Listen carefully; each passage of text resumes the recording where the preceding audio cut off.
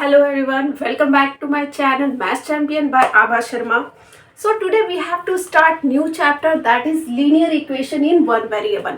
हमने पिछले क्लासेस में हमने 8th क्लास की फर्स्ट चैप्टर कंप्लीट की थी which is the rational number. Okay, so I think most of the guys are just familiar with this word. ठीक है, तो यहाँ पे क्या है, ये इक्वेशन दिया हुआ है. पहले कभी याद है आप लोगों को, कभी ये पहले अलजेब्रिक एक्सप्रेशन के फॉर्म में रहता था.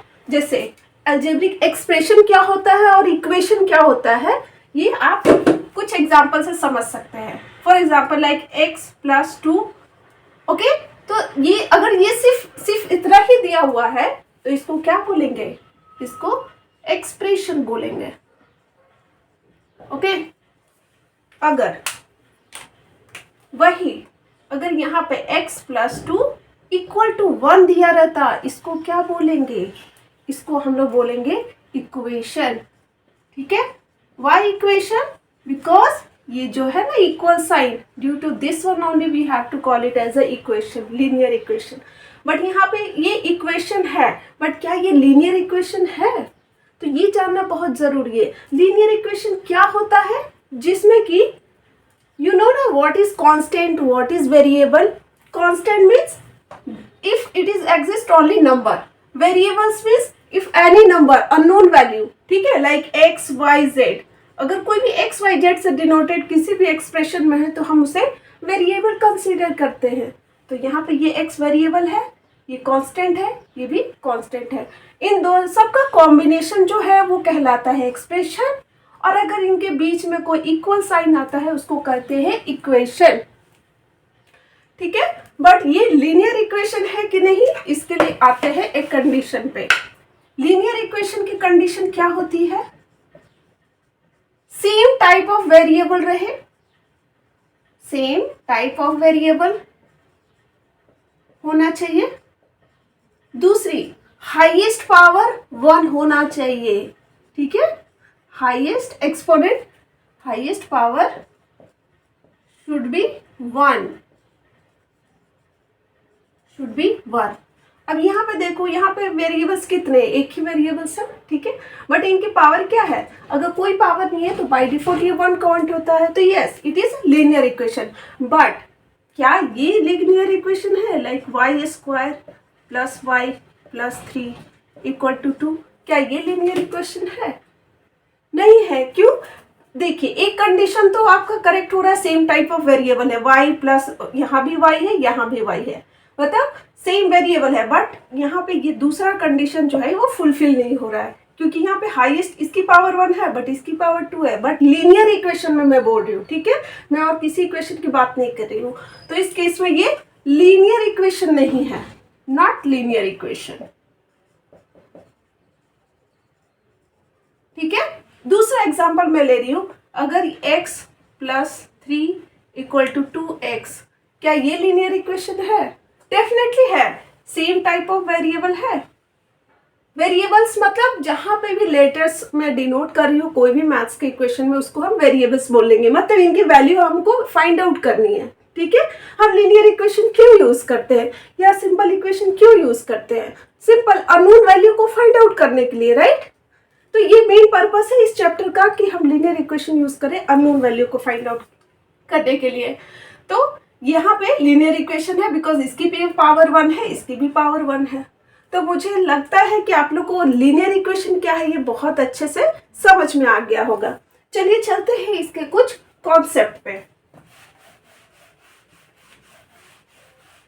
उसके बाद हम इसके क्वेश्चन आंसर डिस्कस करने वाले हैं. फर्स्ट है, अगर वेरिएबल्स जो होते हैं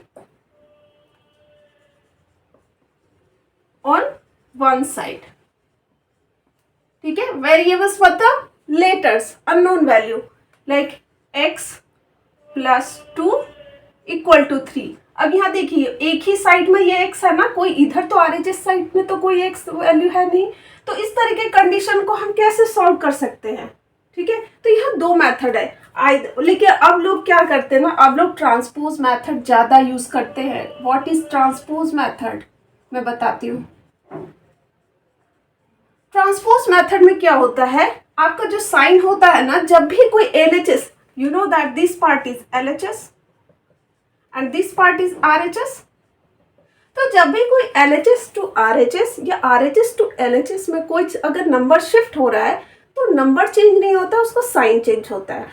ठीक है, तो साइन क्या चेंज होता है? अगर कोई प्लस वेरिएबल है, प्लस विथ नंबर है, तो वो नेगेटिव साइन हो जाएगा। अगर कोई नेगेटिव नंबर है तो वो पॉजिटिव हो जाएगा।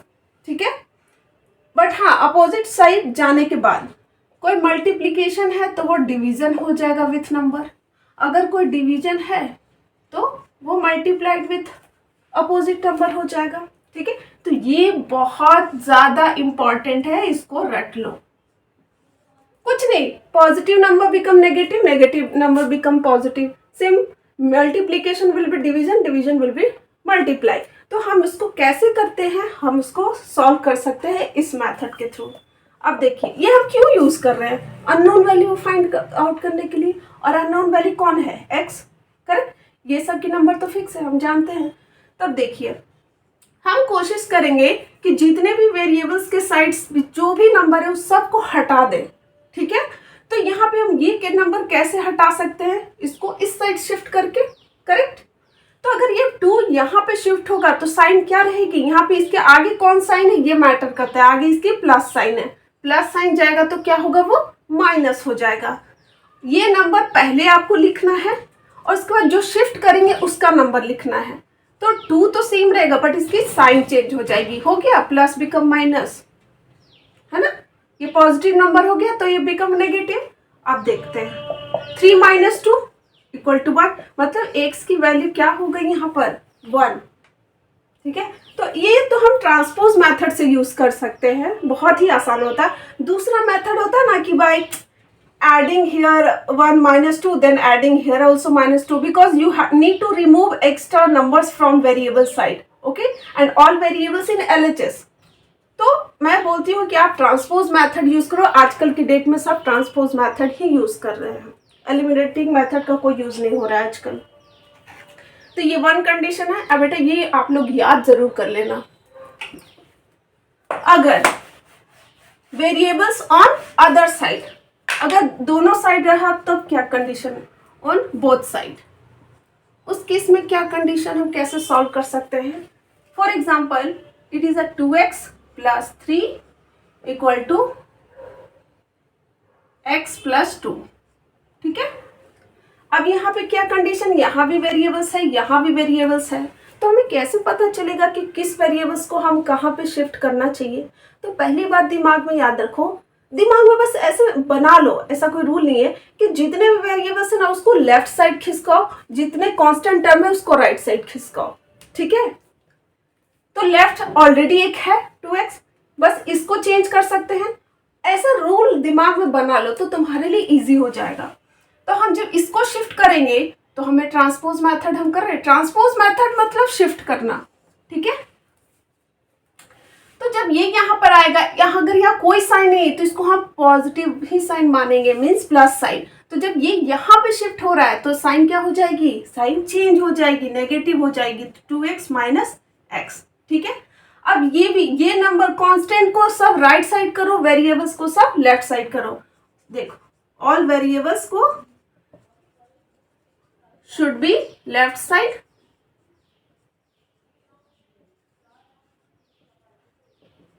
and all constant should be right side। अगर वो इस फॉर्म में नहीं है तो उसको चेंज करो, should be right side।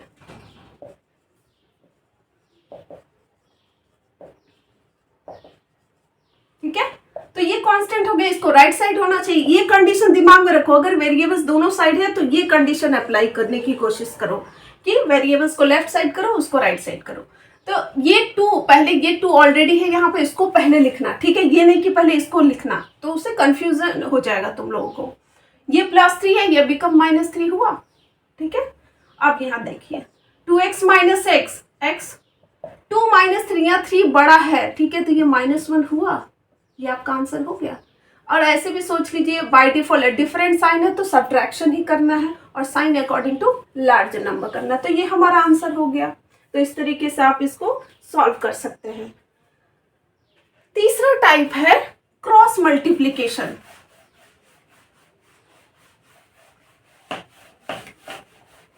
क्या है?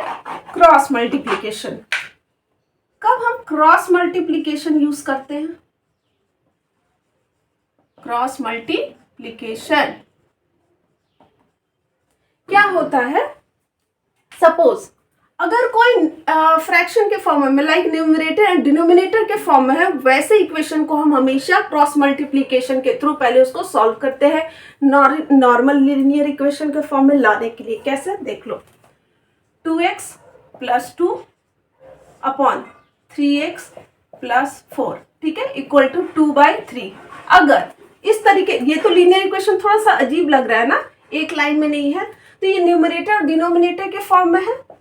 तो यहाँ पे सबसे पहले इस मेथड के लिए हमें क्रॉस मल्टीप्लीकेशन की जरूरत होती है। मतलब ये पूरा नंबर मल्टीप्लाई होगा इसके साथ, ये पूरा नंबर मल्टीप्लाई होगा इसके साथ।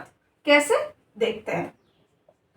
तो पहले इसको उठा के ले सकते हैं, 3 मल्टीप्लाई विथ 2x + 2, ये इसका हो गया, और इसके बीच में ये इक्वल साइन डालते हैं। फिर 2 मल्टीप्लाई किसके साथ हो जाएगा? 3x + 4, correct. अब 3 2 = 6x, 3 2 = 6, सेम है 2 3 = 6x, 2 4 = 8। अब आ गया ये नॉर्मल इक्वेशन में वेरिएबल्स ऑन बोथ साइड। अब यहाँ पे क्या करना है?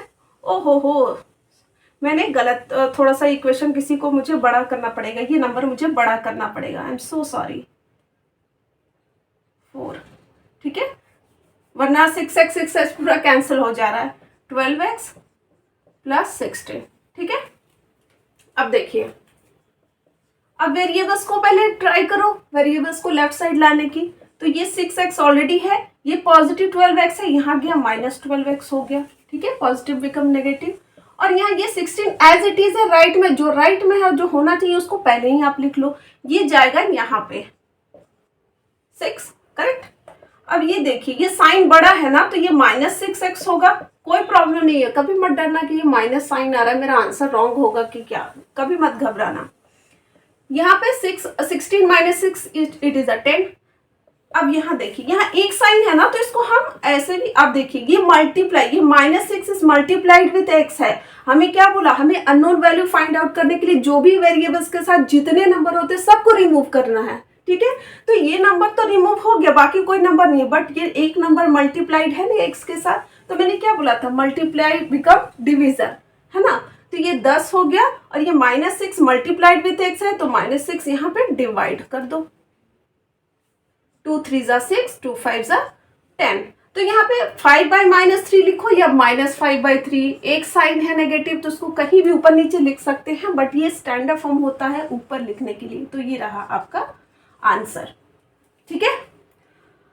अब फोर्थ में क्या ऑप्शन है कि अगर कोई वर्ड प्रॉब्लम दिया रहता, आप उसको इक्वेशन में कैसे फॉर्म कर सकते हो, ठीक है। फॉर्मिंग इक्वेशन, वो भी नेक्स्ट टाइप में आने वाला है, उसके बाद आपको फिर इक्वेशन सॉल्व करनी। यहाँ पे तो बड़ा आराम से दे दिया हुआ है, आप सॉल्व कर सकते हो, बट जहाँ से वर्ड्स में दिए हुए हैं आपको समझना है, और वो बहुत ज़्यादा इंपॉर्टेंट होता है मैथ्स में। लोगों को समझ में नहीं आता, लोग गलतियाँ कर देते हैं अक्सर। फोर्थ टाइप हो गया फॉर्मिंग इक्वेशन। फॉर्मिंग इक्वेशन, अगर जैसे वर्ड्स में दिए रहे कि one number, sum of the two number is 10 या sum of the two number is 6, blah blah, anything you can consider. ये क्वेश्चन में दिया है sum of two number is 6, चलो मान लिया। अब one number is greater than one number,